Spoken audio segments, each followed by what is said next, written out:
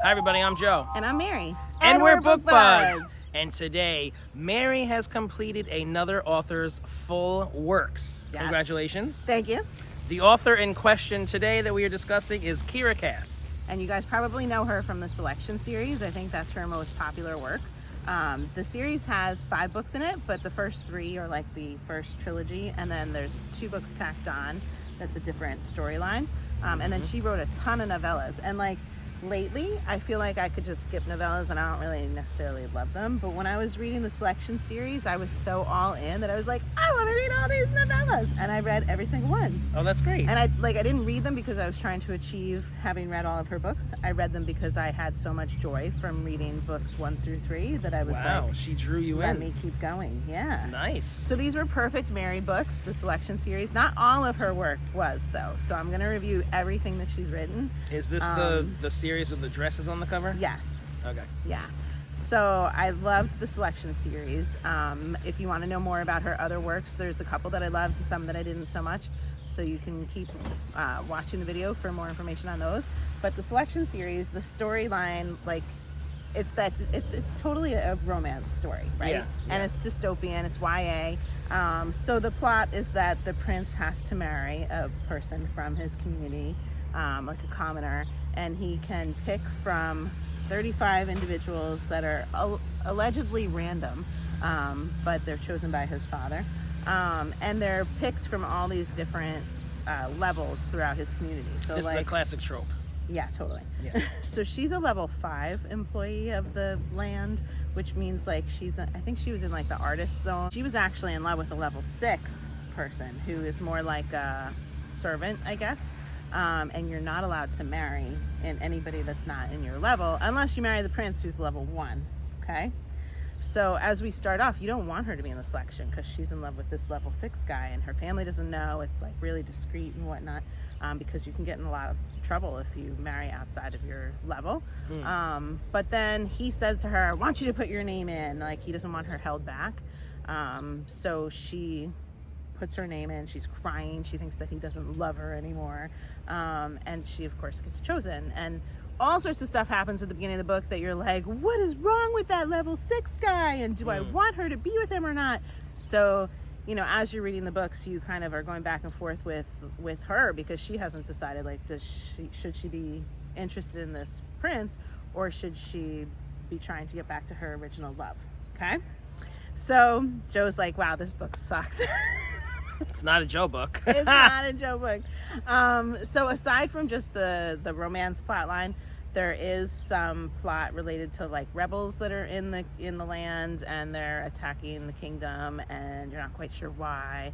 And there's as the book progresses to other, like book 2 and book 3, there's a lot of unrest, very localized within their kingdom. That's like very intriguing. I loved it. I loved the whole story. So the first book, just to like separate the 3 of them so that you have a little idea of what differentiates them from each other. The first book, he starts with 35 love interests and it narrows down to 6 by the end of the first book. It's like a reality TV show. Totally. And he's like going on dates with them or whatever. Okay. Bachelor. This is the Bachelor, guys. Yes. But then you have like a really wicked king for an interesting family dynamic as well in this story. The second book goes from 6 just to 4. Like, it's not a big change at all. And the second book drove me crazy. I hated this book because she was like in the arms of the prince and she's like, oh, I think I love him most. And then she's in the arms of this guy that was level 6 and she's like, no, I love him most. And it's like separated by 10 minutes, you know, like she could have just returned to her room from a date with the prince and then sees this other guy and she's like, totally, her mind's made up. And then she, you know, totally waffles. There's a big bee by you. Okay. I think we'll be all right, no? I mean, we will be okay, but he's scaring me. So the last book is called The One, and this was my favorite because she makes some moves where like they're broadcasting different things on camera. It reminds me of like Hunger Games when she has to go on camera for the public and whatnot. Okay. And she makes some statements that like rallies people in certain directions. She's getting more like politically minded and sorry, just keep going. The bee's joining us today. The bee's coming. So she's making like active steps to try and help her community make some change. And she's getting much more confident as a person, you know? So I really loved the third book. I loved how it ended. I loved the decision and how she made them between the two different people that she loved, and how, like, the information that we got about each of them in her decision-making process. Well, now I need to know who she chose. I'll tell you later. Okay. I'm dying to know now. Now you're invested. Yeah. All right, so after I read those 3 books, I was like, wow, there was like a really good ending. I felt like everything was wrapped up nicely, and I paused and I was like, let me read all these novellas. And that's when I read them all, and I enjoyed all the novellas as I was doing that. So then after that, I didn't know that I wasn't going to like 4 and 5 so much. 4 and 5 was their child. And then, so now you're going to know. The little spoiler, guys, you're going to know who she picks. So maybe skip this if you don't want to know who she picks. And, like, go look at our timestamps and jump ahead to the other books. Tell us, Mary, tell us. So she picked the prince, of course. So, yeah. I mean, duh. Okay. Okay. Yeah. So 4 and 5, they're married, they have a kid. And they said they're never going to put their child through the selection process. They've done away with that. They've changed a lot of things in their political structure in the kingdom and everything. And so then they lied. They were like, oh, gee, we need something to distract the public from these trying times. Honey, would you mind doing a selection? And so they make their daughter have all these men come to do this selection thing. Oh, now, boy. She did not write these very well, these 2 books. Did level 6 guy bow out gracefully? He did bow out gracefully. Yeah? Yeah, and they provided another love interest for him, so it made it okay. Okay. The reason I didn't like books 4 and 5 was because they really didn't get you too invested in this daughter and her decision, because she didn't want to marry anybody. So she, like, through the whole thing was like, I don't want to get married, I don't want to get married, I don't want to get married. And you think she's going to get together with this guy that's like the annoying kid that grew up in the castle with her all these years. Yeah. And, like, you're starting to like him and want them to be together. But she doesn't get together with him. I'm going to ruin the ending, guys. The ending's so stupid. Oh, no. What happened? The love interest that she chooses right at the end of the book, you, like, know nothing about this person. And I'm, like, so not invested. You hate that. You oh hate my that. God. I know that you do. Well, how would you feel about that if it just came out of nowhere and you're And like, you don't even what know the hell? person? Yeah. Yeah, it was really dumb. So I suggest skipping 4 and 5 if you don't want to, like, taint your experience of that series. So it was a trilogy, and then she just got and then greedy. I think she was kind of like cookie cuttering, you know, like all the titles are the this, the that, and even her books that, like, the rest of the ones she's written, there's only one that doesn't start with the word the. So the next ones that I read were The Betrothed and The Betrayed, and they have nothing to do with the selection series, but it feels kind of like they do, right? And then there's another one called The Siren, and I really thought that was part of the selection series. It's not. And that one was so good. It was so good. That's what my notes say.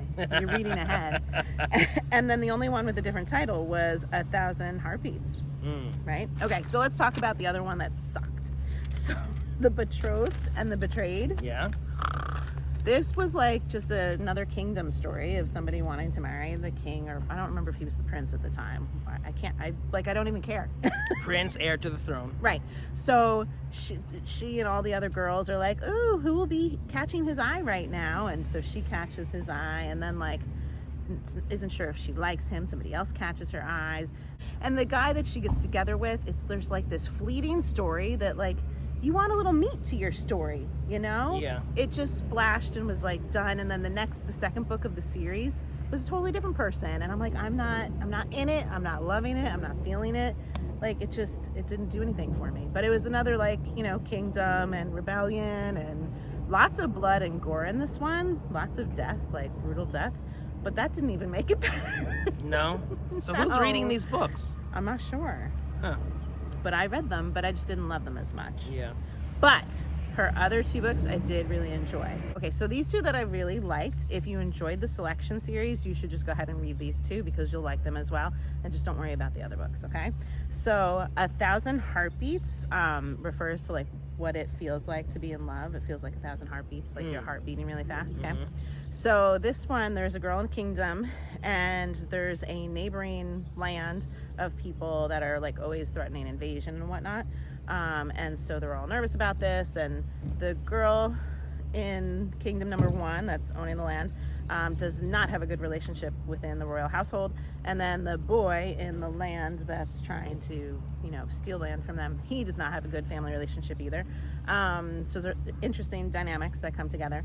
And she gets kidnapped by the boy from the neighboring land. Okay.